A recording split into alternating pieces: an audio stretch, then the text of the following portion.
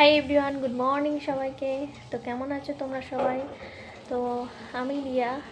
আজকে যেহেতু একাদশী, তো রান্নাবান্নার কোনো চাপ নেই আমার। তো চলো ঠাকুর ঘরে যাবো, সেই ব্লগটা দিয়ে শুরু করি আজকের দিনটা। তো চলো আজকে সিদ্ধ রান্না করব, তো সেটাই ঠাকুরকে দিয়ে দেবো। তো একেবারে আর একটু দুধ আছে, ভাবলাম একটু ছানা কেটে নিই। তো চলো ঠাকুরের কাজকর্ম বেশ করতে সবারই ভালো লাগে, আমারও ভালো লাগে। কিন্তু আমি যখন একা থাকি আমার নিজের মনের মতন করে আমি কি বলবো, সারাদিন কোনো কাজকর্ম রাখি না, সেভাবে কাজকর্ম রাখি না। নিজের খাওয়া, স্নান, নিজের জামা কাপড় গোছানো ছাড়া এক্সট্রা কিছু রাখি না। এইসবগুলো করতে আমার বেশ ভালোই লাগে।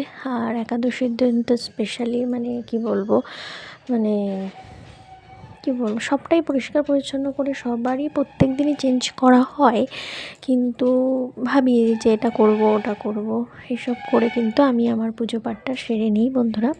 তো আমার ছোট্ট মিনি ব্লগে তোমাদের অনেক অনেক স্বাগতম, অনেক ভালোবাসা রইল। আর অবশ্যই আমার চ্যানেলটাকে সাবস্ক্রাইব করো তোমরা, ভালো লাগলে অবশ্যই একটু লাইক কমেন্ট করে দিও। আর আমার ছোট্ট মিনি ব্লগে তোমাদের অনেক স্বাগতম, তোমরা অনেকেই আমাকে অনেক ভালোবাসা দিচ্ছ, তো তার জন্য অনেক অনেক ধন্যবাদ তোমাদেরকে। আর আমার ঠাকুর ঘরে ঠাকুরের পুজো দেওয়া বলো বা ঠাকুরটাকে সাজানো কেমন হয়েছে অবশ্যই কিন্তু জানিও। আর কোনো ভুল ত্রুটি হলে অবশ্যই কিন্তু সেটাও জানিও, কারণ ভুল আমরা করি, আর ভুল ত্রুটি হলে সেটা কিন্তু অবশ্যই আমাকে বলে দিও।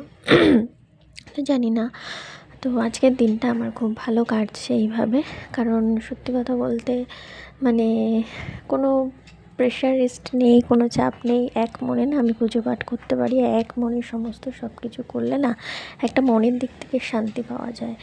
যদি বলো কেন, কারণ তাড়াহুড়ো থাকলে যে পুজো করে রান্না করতে হবে, রান্না করে এটা কাজ, এই কাজ, সেই কাজ, সেসবগুলো না যখন না থাকে তখন মনে হয় যে না, সত্যি এগুলো করেও একটা শান্তি পাওয়া যায়। হ্যাঁ, ওগুলো করেও ভক্তি, যারা খুব চাপের মধ্যে থাকে, যাদের সংসারে অনেক মানুষজন, এগুলো তো করতেই হয়, বলো কী করবে সবাই।